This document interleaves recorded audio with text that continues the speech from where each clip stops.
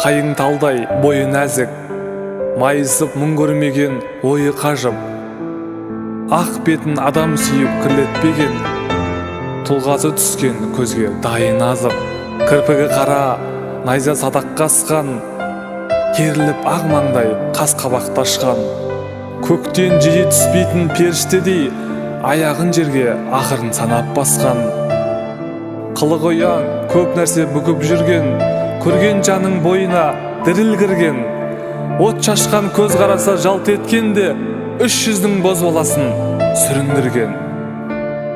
Биязы болмысы ерек ботақылық, басталған болашаққа сапарынып, қарсы алаңнан алшаңдап шыға келсе, жарты әлемнің кетеді қопарылып.